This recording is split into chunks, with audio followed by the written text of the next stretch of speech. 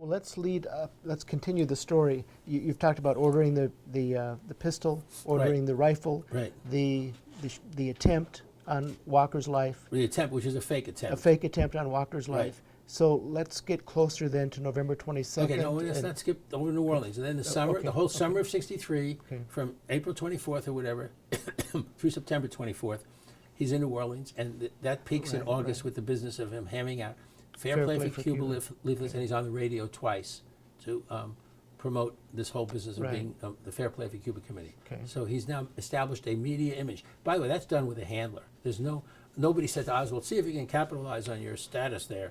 No, it is really done chapter and verse. He's meeting with somebody, and it's done so that within an hour of Kennedy's shooting, they're rolling tape of Oswald handing out Fair Play for Cuba Committee stuff. They've got it ready to go. They've got it ready to go because he's created the legend. It's beautifully done. It's really excellently done.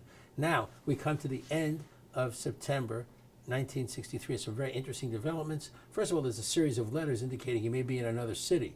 He might go to Baltimore. He might go to Philadelphia. I think that maybe there was some uncertainty as to whether this would come off in Dallas. So they're going to move their guy some other. He's like a shield behind which they're going to hide so they can move him to another city.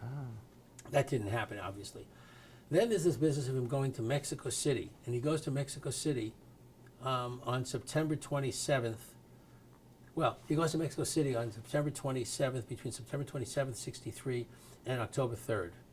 And it's a trip bound by bus and back. And he goes to the embassies, he makes provocative statements. And what's that all about? And the answer is that I think that's all about dragging Castro into Oswald's legend and making him look like an agent of the Castro government. Yes. So that's what that was all about. And he comes back and suddenly he gets a job at the Texas School Book Depository. Now, that did not happen by accident. If you don't know how deep this runs, you can easily mistakenly think,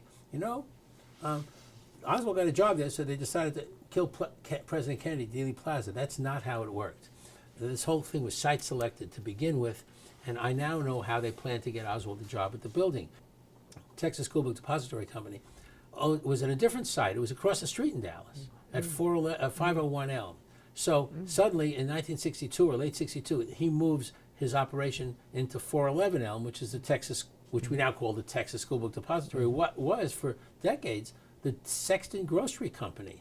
So they had to arrange that shift. Then they had to do something other that was peculiar. Put the warehouse on the 6th floor and the 7th floor. When you have trains bringing in books, you put the books down where they get off the train. You don't put the books upstairs, but they have a story there. This is like writing a screenplay. They can have the story of a man who works in the book warehouse. So they had to put the books upstairs, and some of that involved an elevator that goes upstairs. They already had an elevator in the building, but they had to build one to the offices on the 4th floor. It's a whole business of what's going on in the building. They really didn't move into the building until July 63. And they put the letters on the side of the building, Texas School Book Depository. Now, how are you going to arrange to have Oswald get a job there and make it look like an accident? It's real easy. What they did is they posted a notice out in Irving, Texas, in some location where Oswald could say, I saw the notice and I'm asking for this job. That's the way it would have gone down if it was going down as planned. But to the great luck of these people, it turns out that Oswald's neighbor was Linnie Mae Randall, and her brother got a job at the TSBD through that notice. I don't think, by the way, that's coincidence. They wanted to have Oswald have a ride out to Irving, Texas. So when he applied, they said, okay, you have a car, good enough, you can work here. So starting on September 10th, Buell Wesley Frazier was the job that was going to be Oswald's future ride. Because Oswald didn't drive. Right, because Oswald didn't drive. But on September, when Oswald got back from Mexico City, he didn't have to go to take that notice and cash in his chips. What happened is Ruth Payne knew about this job through Linnie Mae Randall. So it looks like a genuine coincidence. And unfortunately for Ruth Payne, if you start saying there's a conspiracy, she gets dragged into it. But she didn't. I don't think she did anything wrong. I think she just called Roy Truly and said, I heard from Linnie Mae there's this job. So that's what happened. So starting on October 16th, Lee Oswald is working at the crime scene to be. That's the way to look at it. So slightly over 1 month before the assassination, he gets a job at the prime location. Yeah, he's hired by the but this is a location which is, the building has to be owned by the people connected with this, and Harry and Byrd, Mr. Byrd, Colonel Byrd, who owns that building, is in fact a friend of Lyndon Johnson. That's just a fact. And there's pictures of the two of them together and stuff. Okay, so now the question becomes, and I think we should jump to this right now because that's why my book is called Final Charade. On November 22nd, the way this is set up is that the president's going to come down the street. The plaza is booby-trapped. You've got people who are going to kill President Kennedy. Now, all very well, but how are you going to make it appear that the shots came from upstairs? Well, in that building, it's not just enough to play with the body. That's later. You might say even hours or months later with the autopsy report. What about in real time? How do you make it look like the shots came from the building? Well, obviously you have to have someone up there who looks like or poses as the assassin and fires blanks or something. And if you think about it, and I've thought about this a lot, who better to play that role but Lee Harvey Oswald? So the question is, how do you get him to do that? Now, a lot of people come at this and they think that Oswald's some kind of a dope who's simply in the building by accident, and he's a good communist and he got framed for this. That's not the way it worked. First of all, he's a pretend communist, but you got to dream up a mission which would involve having him get involved in staging a mock attack against the president. And that's what I think happened here, that they dreamed up this idea that he would be, and they sold it to him, that he had this assignment that with Bobby Kennedy's approval, that they're going to stage a mock attack against the president, fire some blanks, in order that Bobby can pick up some people who are involved in a plot to kill the president. Let me backtrack here. In the 50s, it became very clear that conversation wasn't enough to get an indictment. You had to have, quote, an overt act. And I think Lee Oswald was told that there was a coup in the works, there was a plan to overthrow the government, there were these bad guys, and that Bobby could arrest them if they had an overt act. And the government was planning to use him as an undercover operative, a pretend assassin who fires some blanks, then be able to pick up these bad guys, some generals or whatever, pick them up, arrest them, and Lee's going to be a hero for having assisted the government in bringing this clique to justice. And so the reason my book is titled Final Charade is that part of it has to do with how Oswald was sold this bill of goods. But secondly, that some word of this actually reached the Dallas Police Department. And there's a memo I have from a person in the Hunt organization dated about November 4th, 1963. And this guy writes, he writes to his superior, "We have word that there's supposed to be an event staged with the approval of President Kennedy, and which would redound to the disadvantage of the right. And maybe we should write a letter to the editor to expose this plan before the president's visit." So that's what's going on with Oswald. He's snookered into the idea that he's engaged in a legitimate, fully law enforcement charade, and that he's going to fire blanks, and that he will be taken into custody, and that he will talk about, well, we skipped a part of the story here. Alex Heidel was the alias he set up, and that supposedly Heidel fired these blanks, and that he knew Heidel, and there's a story, and they'll go on for 12 hours or something, and then these guys will get arrested, and Oswald will be one of the heroes of the movement. And so these people that they were trying to smoke out were going to... This is a hypothetical story told Oswald. Yeah, but the hypothetical story was that once it appears as though Kennedy was shot or killed... Well, then I hear they have their overt act. Well, in other words, no, you don't even have to kill him. No, you don't have to pretend he's dead.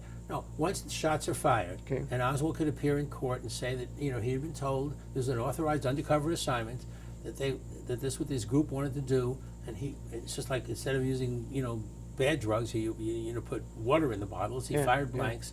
That Bobby then could arrest these people. No, it's a story. That Bobby would arrest these people for doing what? For conspiring to kill the president. And where were they since? I don't know. It's a screenplay. It's a story stuffed into Oswald's head. It's a story that he was told. Yeah, which is why on November 8th, when he first was told this thing, he writes this thing called the Hunt Letter. Right. Dear Mr. Hunt, what is my position? I think we should meet and have further information before I or anyone else take further action on this regard, or something like that. I believe the Hunt Letter is real. It reflected confusion in his mind as to what was going down as of November 8th.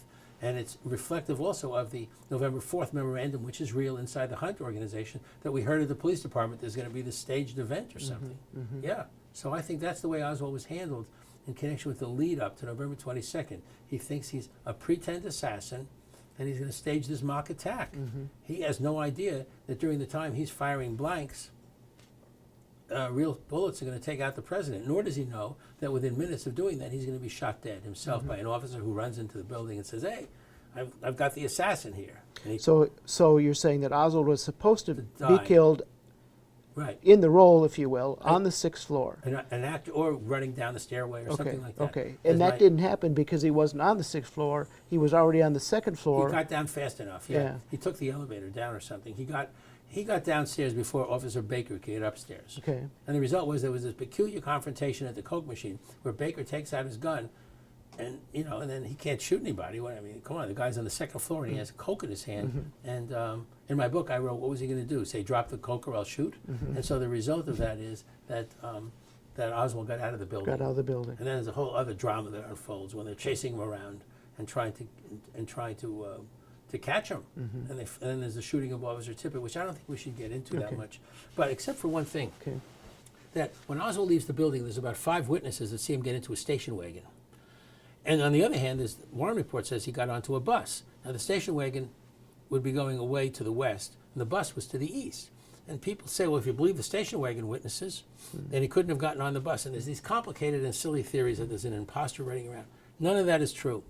I solved this in 1971 on my trip to Dallas when I interviewed the car stop witnesses.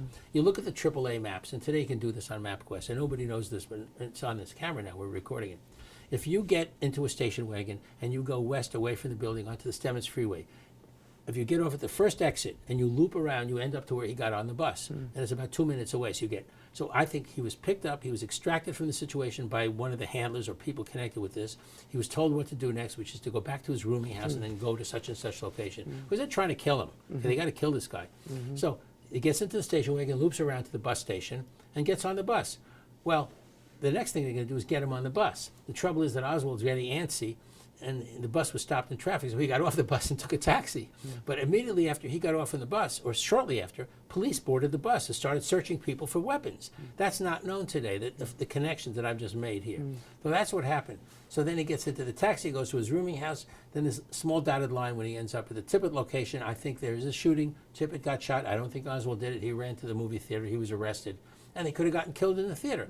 He ended up being arrested alive and saying things like, I didn't kill anybody, I'm just a patsy. But here's the big thing about Oswald. He doesn't know that President Kennedy's been shot until 12 hours later. He thinks all the tumult outside is his charade. You got to understand his POV, his reality. In Oswald's reality, he's created this tumult. He's the star of the show. Okay? He does not know there's been a real shooting during his mock attack.